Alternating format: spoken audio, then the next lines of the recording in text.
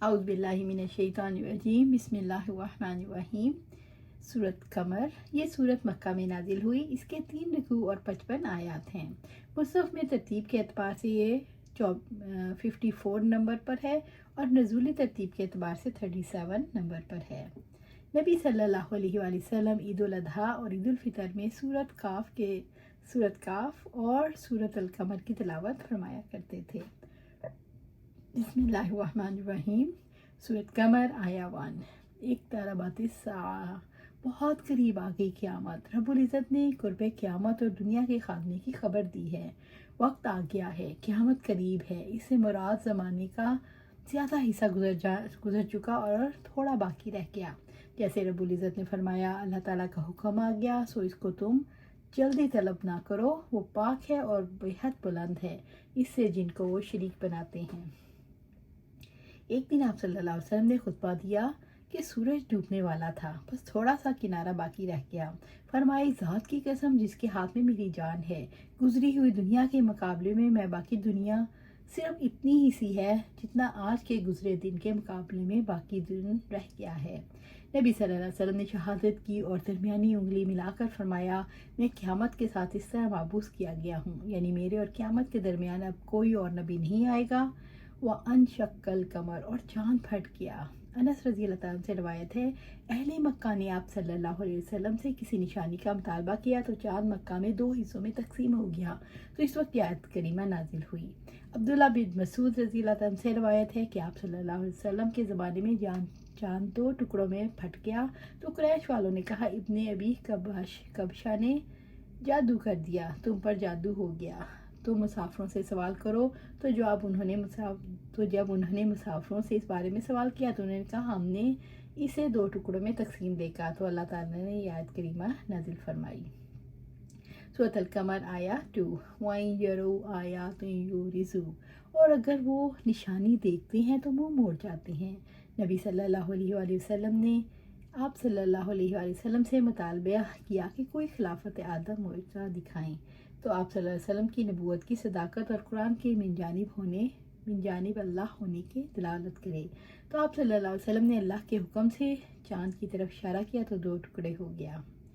وَيَقُولُ سِحْرٌ مُسْتَمِرٌ، اور کہتے ہیں یہ جادو ہے جو گزر جانے والا ہے۔ انہوں نے معجزے کا انکار کیا اور سرکشی سے کہا، محمد صلی اللہ علیہ وسلم نے ہم پر جادو کر دیا ہے، اور وہ ایک معجزے کا انکار کرنے والے نہیں تھے، ہر معجزے کا انکار کرنے کے لیے تلے بیٹھے تھے۔ انہوں نے کہا، چلتا ہوا جادو ہے، دھوکہ ہے، باطل ہے۔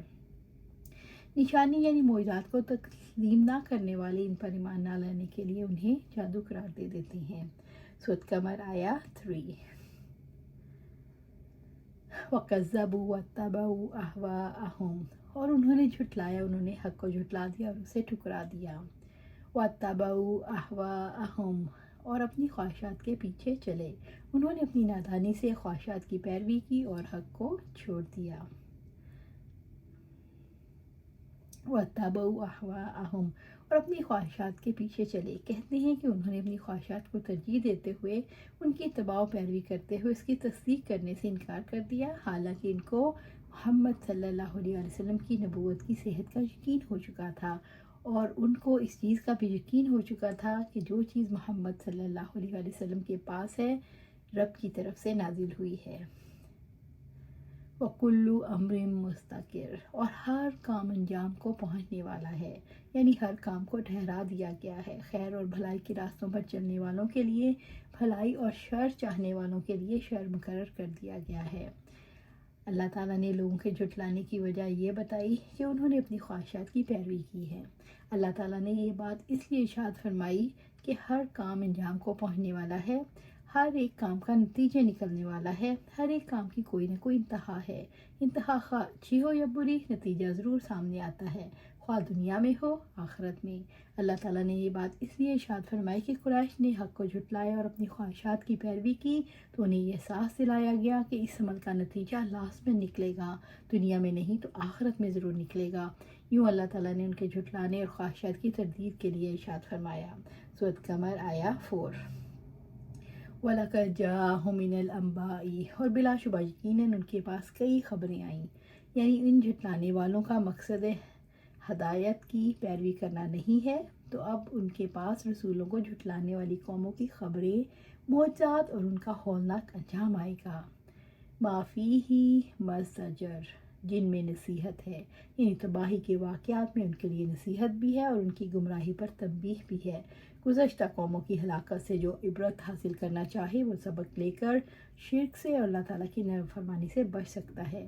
گزشتہ قوموں کی ہلاکت سے جو عبرت حاصل کرنا چاہے وہ سبق لے کر شرک سے اور اللہ کی نافرمانی سے بچ سکتا ہے۔ سورۃ قمر آیا 5۔ حکمت بالغہ، کامل دانائی کی بات ہے، یعنی جو خبریں اس کے پاس آئی ہیں وہ حکمت بالغہ ہیں، یعنی کامل حکمت۔ یہ اللہ تعالیٰ کی حکمت بالغہ ہے تاکہ تمام جہانوں پر اللہ تعالیٰ کی حجت قائم ہو جائے اور رسولوں کے مابعوث کیے جانے کے بعد کسی کے لیے اللہ تعالیٰ پر کوئی حجت باقی نہ رہے۔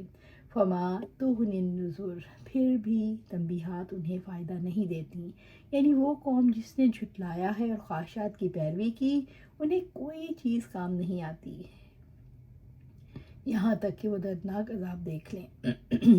وَلِلَّهِ الْحُجَّةُ الْبَالِغَةُ، کامل دلیلیں اللہ ہی کے پاس ہیں۔ سورۃ الانعام۔ اللہ تعالیٰ اس کو گمراہ کرتا ہے جو گمراہ ہونا چاہتا ہے۔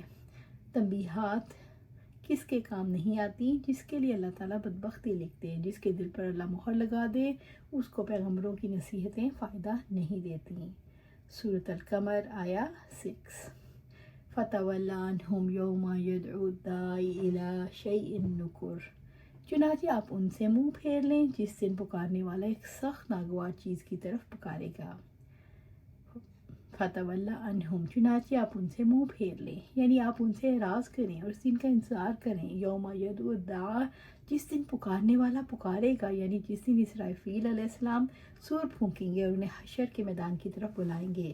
الی شیء نکر، ایک سخت ناگوار چیز کی طرف، تو اس سے برا کوئی منظر نہیں ہوگا جب مردے اپنی قبروں سے اٹھ کر میدان حشر میں ٹڈیوں کی طرح دوڑ کر پھیل جائیں گے۔ اس میدان میں گھبراہٹ ہوگی اور مصائب ہوں گے۔ سورۃ قمر آیا 7۔ خشعاً ابصارہم، ان کی نگاہیں جھکی ہوئی ہوں گی، یعنی دہشت اور گھبراہٹ کے باعث لوگ جھکی آنکھوں کے ساتھ قبروں سے اٹھ کر کھڑے ہوں گے۔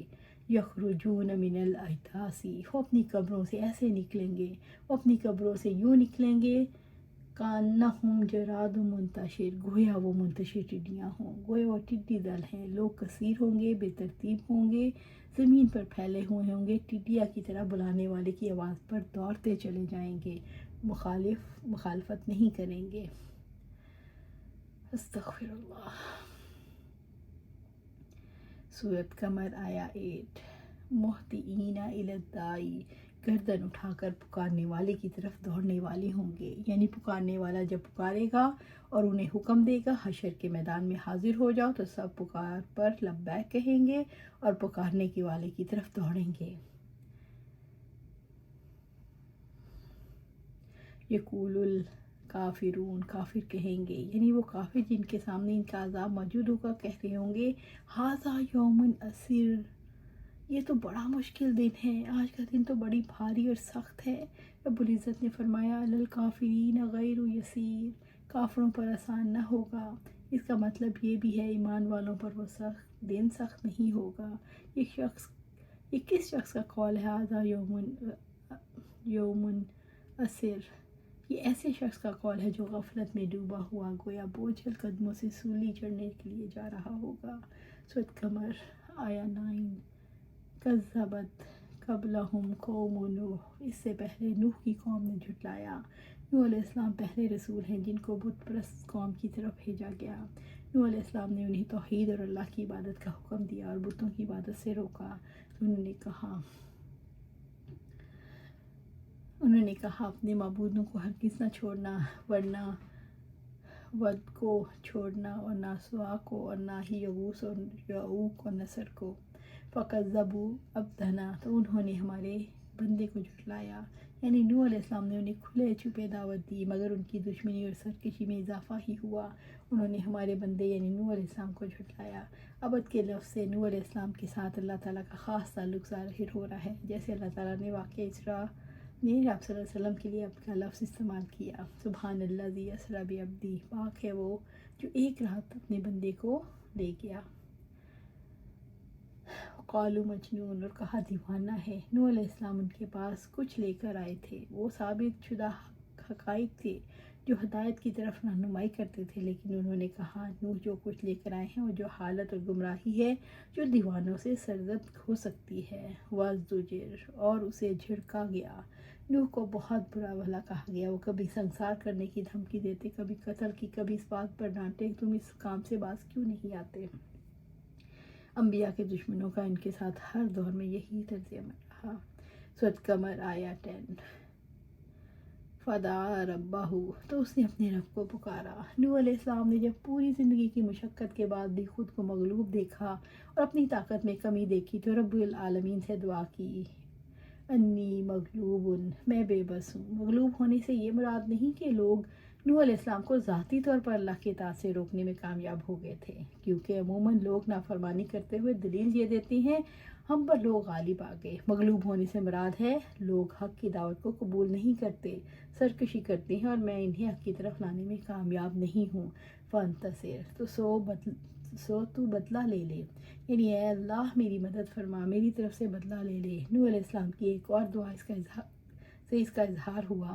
وقال نوح ربی لا تذر علی الارض من الکافرین دیارا، نوح علیہ السلام نے کہا اے میرے رب تو زمین پر کافروں میں سے کسی رہنے والے کو نہ چھوڑ۔ سورۃ نوح آیا 26۔ اللہ سبحانہ تعالیٰ سے دعا ہے ہمیں قرآن و سنت پر عمل کرنے کی توفیق دے، اس پر جما دے اور جنت الفردوس کے اعلیٰ مقام پر اپنے پاس گھر عطا فرمائے، آمین یا رب العالمین۔